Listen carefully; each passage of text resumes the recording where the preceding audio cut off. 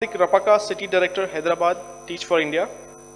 Karthik completed his undergraduate studies from Rutgers University, where he was a James Slade Scholar, a social enterprise researcher at heart. He wrote his MS thesis on business models for low-income communities, graduating with an MS degree from University of Illinois.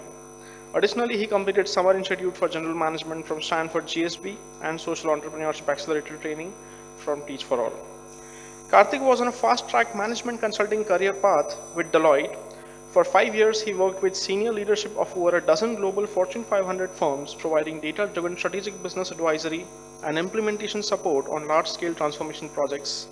This was when he dropped it all and joined a 2-year fellowship program with Teach for India, where he taught 44 students at an affordable private school in the old city Karwan area of Hyderabad. Karthik is currently serving as a City Director, India Operations for Teach for India. He strongly believes in the power and potential of an excellent education for all children, schools, and families, and the future of India. Welcome to Ahmedabad.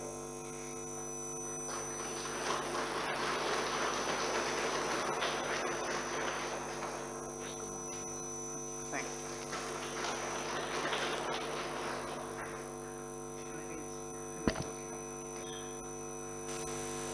Good afternoon, everyone. It's actually extremely humbling, and I'm really happy and really proud to be here in the midst of all of you guys here, and to follow Dr. Bala and share my thoughts. I thought it's ever since the morning I was just looking at all the panelists, and I've only been in the education space. This is my 5th year, so whatever I'm sharing, it's just my personal experiences. Take them with heavy dose of salt, not a pinch. So firstly, I would like to say that, Teach for India as an organization, it's only been, this is our 8th year, and our learnings have been more or less pumping in people like me, who are probably fresh graduates, working professionals. So I taught as a 2nd grade and a 3rd grade teacher. So more than talking about right to education, I'll actually narrate a few examples from my classroom that would actually give you a hint of what is it that we are talking about, especially about the children, right? I was a day 1 teacher, and 6-year-old again, a child by the name Sohail asked me, भैया आप हमें कैसे मारोगे? लकड़ी से मारोगे, मुझे मुर्गी बनाओगे, कुर्सी बिठाओगे, या आयरन रॉड पीवीसी पाइप से मारोगे? So imagine a child in urban slum, 6 years old, looks at a new teacher, and his first question is, what is your preferred form of corporal punishment? That was his question. So I'm just thinking in terms of, now here I am, I don't know, like, I'm just shocked, right? And when we think about RTE, access to compulsory, free and compulsory education, I think the focus on learning is important, and all of us acknowledge that. Teach for India's vision is one day all children will attain an excellent education. Nobody would contest that, right? Yeah, everybody would prefer an excellent education. Now, what constitutes excellent education? Starting from early childhood, right? If I can take a couple of responses, what do we mean by excellence in primary school education? If I pose that question, can I hear a few responses? Yeah? 100% attendance, okay. So we want the child to be in front of us, okay. Yeah? Okay, build curiosity. Okay, so more of a regular attendance. So you want the child to keep coming back to you. Okay, so shift from, it's not just memory based, just knowledge, analysis, application, synthesis, just the Bloom's taxonomy, yeah? Yeah, great. So, I mean, all of these is just to highlight the fact that whether it is an act or whether as a teacher, my own understanding of excellence in education is shaped by the organizational philosophy to say it has to be 3-pronged. Academic achievement, I don't think we can't deny that. It has to be core as part of good quality education. But 2 other pillars that I realized very soon is values and mindsets.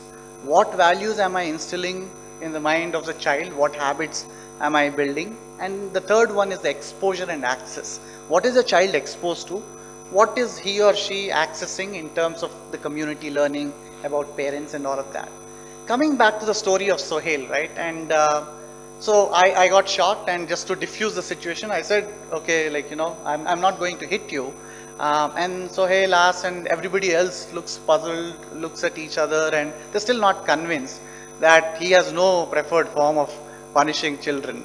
They're just in disbelief, because they're used to probably teachers raising voices or just having as a symbol, just a cane in the hand, right? So some signals that the children continue to see. So I said, Sohail, I'm not going to hit you. Then Sohail asked a question, भैया अगर आप हमें नहीं मारोगे तो हम कैसे पढ़ेंगे? Right? It's not even that you will hit me. It's also that if you do not hit me, how will I ever learn? Right? And that's even more shocking, right? And I'm just linking it back to what is the value that the child has got in very young age, and what is the exposure that the child has got, and what is the education that I'm coming here to, deliver. It's not a delivery mechanism. So I could believe, and I said, ठीक है. So as a new teacher, right, what do? You make them sit, stand, you try to move away from answering that question. You make them play a small game. I ask them all to sit, stand, you fool them, and then, people get out of the game. Incidentally, in 3 of the 4 rounds, Sohail wins one of the games. And then I asked Sohail, आप game कैसे जीते? क्यों भैया, हम अपने आप game जीत सकते हैं. मैंने आपको मारा है? नहीं भैया. मैंने आपको पीवीसी पाइप से मारा है? नहीं भैया. मुर्गी बिठा है? नहीं भैया. तो आप गेम कैसे जीते? Right? Then, for a moment, there was silence in the classroom, and he said, हाँ भैया, हम. Then I asked them the question, like, अगर आप अपने आप गेम जीत सकते तो अपने आप पढ़ नहीं सकते? Then, he said, हाँ भैया, हम पढ़ सकते हैं. Like, at least, like, they gave in to the fact that it is possible, that without fear, we have the potential to learn. We have the potential to learn irrespective of, just the fear, or because I'm gifting you, you do something, or because you do it for me, or you do it for your own parents, or do you do it for your own self, right? When we think about what regulates a child's behavior or even adult behavior, I personally felt that was the biggest lesson for me in 2 years, teaching these children to say that education is not just like, some outcomes that I'm looking at or some lessons to be completed. Of course, there is, pedagogical and theoretical aspects that needs to be included. Aligned to the RTE aspect, so good 40% of our children are now attending low-income private schools, right? The RTE covers predominantly government schools, and also like private schools are included. But increasingly, every gully in Hyderabad alone, there are 4,000 low-income private schools just in the city of Hyderabad. A lot of children that are moving aspirationally. Parents want children to go to low-income private schools, English medium private schools. Just a question to get a pulse: how many of you went to government schools in your primary schooling? Okay. How many of you wanted to become a teacher or wanting to do teaching profession while you are growing up aspirationally? Okay. Few. How many of our families encouraged us to become teachers? Okay. So these questions are directed just to say that there's been a shift in, like, aspiration. I was just sharing with somebody else in the morning. My grandfather was a school headmaster, government school headmaster. My father was a lecturer in a college.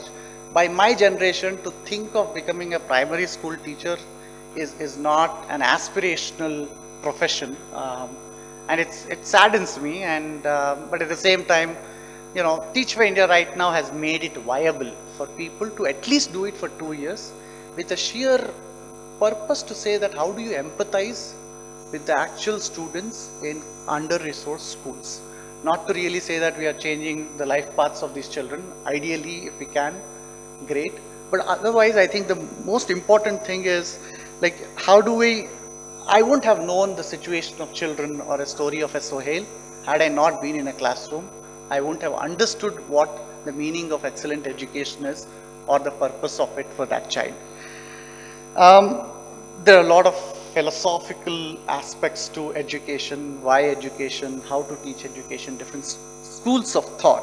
One additional example I would like to say is most of the government school children, at least to my knowledge, they do not have the preschooling experience. They don't go to, say, nursery, LKG, UKG. They start from first, second grades directly.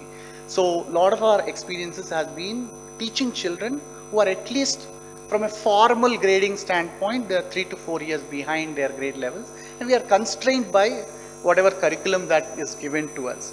The other example I would like to say is very interesting story, as in, so I taught in the old city, wherein the first grade children are exposed to, say, Hindi, right? Because it's prescribed by the state.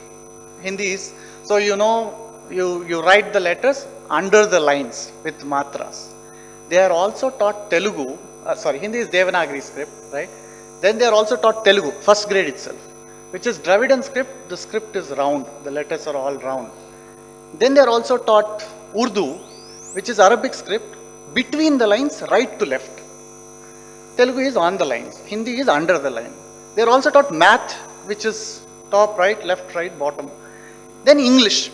2.5 years, they are already, ABCDs. Or so when I acquired the classroom, this is just my personal experience. I saw for 8 months, I just taught them alphabets, just alphabets, to make them unlearn. The child doesn't know whether it is under the line, over the line, language, subject, what is it? If you ask me to write F, they write 7. It's not like some dyslexia or some condition. It's just, we are just inundating them with 4 languages at an age. I mean, research might say that at an early age you will acquire more languages and it might be fruitful to you later in the life. But at least at that age, there's pressure from the community, there's mandate from the government, there's interest from the school management to encourage all these things. And the child, again, going back to the empathy that we require to what is the child going through, to just swim in this, rush towards teaching them all at a very young age. Again, I would say like their own curiosity for learning is almost killed by the time they come to 3rd, 4th grades. The standards, I don't know if you've recently opened any of the standard textbooks.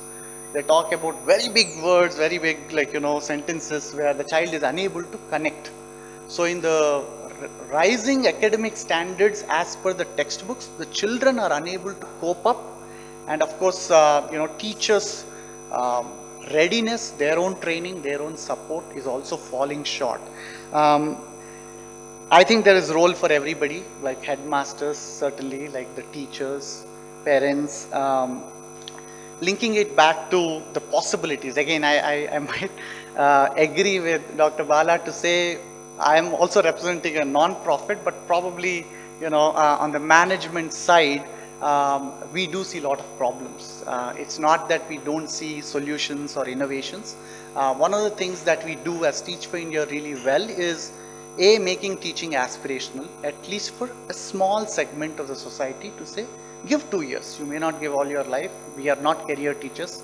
So I understand that, but at least empathize with the people in the system, understand the challenges, so that tomorrow, whether it is an RTE or NPE or any other thing, I think you at least have contextual understanding before we formulate any solutions. So if I were to share with the group largely, before we jump into ideas to implement, I would request all of us to take time to understand, probably, visit few schools, interact with teachers, to understand the challenges at a beneficiary level, because I think it's a whole different world compared to the one that I bring in or I come with. But a lot of possibilities. Early childhood education is a phenomenal market, phenomenal, size of the opportunity, like wherein it is untapped. How do you create low-cost, contextual, early childhood experiences, in line with the Anganwadi centers where nutrition is being provided, so that the children actually have a better chance of coming in. There's a lot of technology-enabled solutions that are going with the child as the end user or end beneficiary. Potential solutions. Teach for India has been investing in something called Firki, which is like we've taken the entire teacher training curriculum aligned with B.Ed and last 7 years of our learnings, packaged it, and it's an open source teacher training platform. Any teacher can register, and it's a hybrid learning. People can learn at their own pace. The biggest challenge I would say is like talent pipeline. How do we continue to attract people to consider education sector, not purely because of the opportunities from a business standpoint, but also from a value that we can create for, when we talk about demographic dividend and millions of children, I think education is one sector where there's a lot of possibilities, a lot of autonomy to bring in your school of thought, but at the same time for them to scale up, even before they scale up, they really need to address the needs of the stakeholders that you are serving. And to that end, I personally and also Teach for India as a young organization, we have the humility to say that we don't know, we are trying, and we invite corporates, individuals, and other like-minded people so that we continue to empathize and try and spend time so that we can actually do meaningful impact and have a more long-standing understanding rather than a quick fix solution that is immediately scaled up to millions and hundreds of millions. I don't think education is a space where you can do that. I think it's a very, very personal, very, very deep and a meaningful impact that it requires, and time also it requires. So with that, I just would like to conclude my remarks, and thanks a lot. Thank you.